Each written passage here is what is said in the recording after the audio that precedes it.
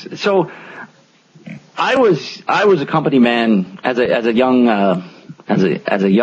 guy coming out of school and joining the bottom ranks of the corporate ladder. I was a company man through and through.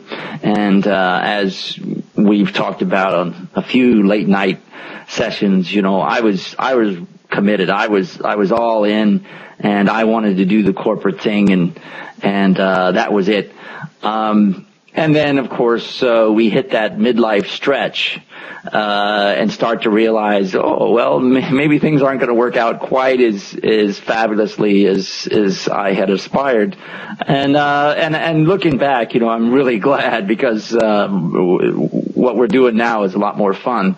So, but having made that, progression, says a lot about what's happening in our economy. A lot of people who had ex-career or former career people, former company men and women, tell me this sort of same transformation, and so there's no shame for them, and certainly not for me to say, just like you said, no, I don't have a career. I don't want a career. And so I don't do things for the career anymore. I don't worry about, what if I do or say this thing that could, quote unquote, damage my career? Like, well, no, I don't care. Of course I care about my professional reputation and how I'm viewed in the professional space within my work, and that's true of any professional. You have to maintain credibility in your workspace, but that's a heck of a lot different. Your basic capability is a lot different than this concept of career. So I think that's coming unhinged quite a lot. That a lot of people who had these dreams and aspirations of our generation, and basically finally said, you know what, the career is not going to happen. So now what? What am I going to do that's going to be interesting to me and be worthwhile? How do I want to spend my productive years? And this is a pretty big shift, because wow, suddenly there's this percentage of people who companies can't depend on to be loyal, to be committed to the company cause, to the family cause. So what does that look like? So I think on the one hand, we're having this unhinging of the concept of career, and on the other hand, we're having the economic necessity that you alluded to, that we also need to have a way to perform our professional skills in the marketplace without being dependent on a specific job and working in a specific job. So these two things are happening. Actually maybe we need to have a funeral for death of the company man. I think we've seen the whole progression in just about 60 years. We went from 1950 to 2010, and as you're pointing out, I think the company man is pretty much gone, except for people who are actually shareholders in companies. There's been occasions when I'll let rip a kind of a radical statement, which is the only people who should really be employees are people who are also shareholders. If you have a stake in the company, or you're a founding partner, then yeah, it makes sense for you to be an employee and be all in and committed and serve the company and grow the company to the fullest. The rest of us, so why are we committed that much? Why are we giving full-time work productivity just to get a paycheck, when very soon, as you're pointing out, there's going to be a marketplace here in the U.S. economy where we don't need a job to provide for ourselves. We simply need an efficient way to find clients and have clients find us. I like that idea of a funeral for the corporate man. Of course, we could burn the corporate man in effigy, but that might be going too far. So I think a funeral would be, we didn't kill him, we just buried him. Yes. So, yes. Or somebody says we're burying him alive, we'll just say, well, yeah, but he's dead, he just doesn't know it yet. But one of the things you're talking about, it reminds me, I did one of my degrees, one of those useless things that I have in a drawer over here. I did one of my degrees in the area of history, and One of the things that strikes me about the change in our economy from this, you talked about corporate loyalty versus the new sort of shifting alliances based on contracting. You know, in the 18th, 19th century, we had this problem with these standing armies, right? And they're very, very expensive to maintain. You know, one of the biggest things was everybody thinks that a king must be really rich because he's a king. And the problem in the 18th century is these kings didn't have any money and they couldn't afford to sustain their armies. It was very expensive to have this giant workforce, if you will, doing everything necessary to maintain the kingdom, you know, building the forts and guarding the gates and protecting the treasury, which was now empty because you're paying them out of it, etc. And so that was one of the big challenges: is how do we mitigate this need for huge standing armies? And one of the problems was that, you know, we go to war all the time and we need these big groups because we really don't know, you know, who we're going to end up fighting. We're invading one another. And so one of the things that helped was that they came up with this concept called balance of power, which is all about shifting alliances. It meant that instead of absolutely trusting that the other person will never betray you, and in other words, you can rely on the economy, if you will, of military and political strength, and it will always be the same. It will not change. No one will yank the rug out from under you. They sort of took a step toward, you know, what I would call capitalism by saying, no, the truth is that if there's an opening, someone's going to take it. If there's an opportunity for someone to spin off and start their own kingdom or their own business, if you will, somebody's going to seize it. If there's a better deal, the person that was my business partner is going to strike that deal with another company. And pretty soon they're going to be arrayed against us and we're out here.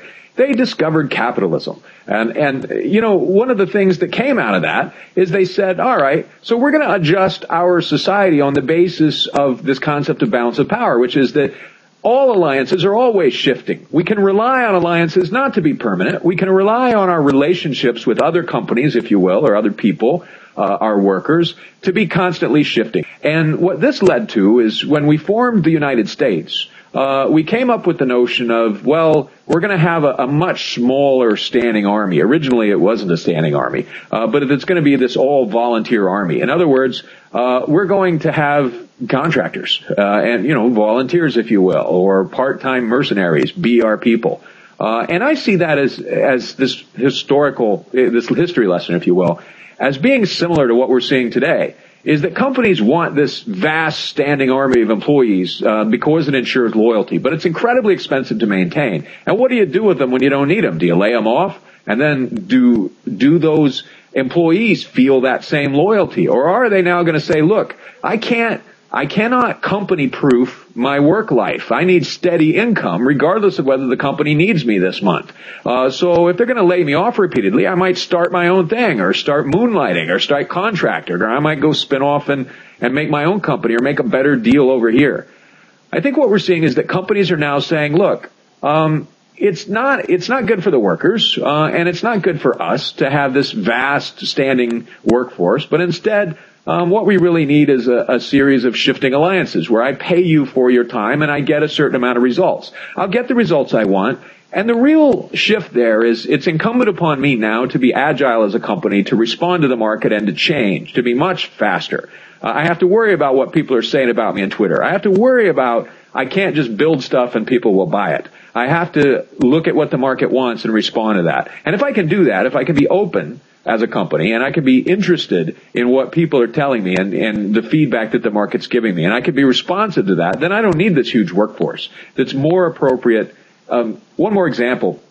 When you go into a superstore like Target or Walmart now, hopefully you're not going there, but Costco, whatever it is, there's not two kinds of soap. There's an aisle of soap. There's not one or two. You know, you go and somebody says, well, our shampoo has balsam in it. Well, so do 20 other kinds of shampoo. There's gazillions of shampoo. There's more shampoos there than you can count.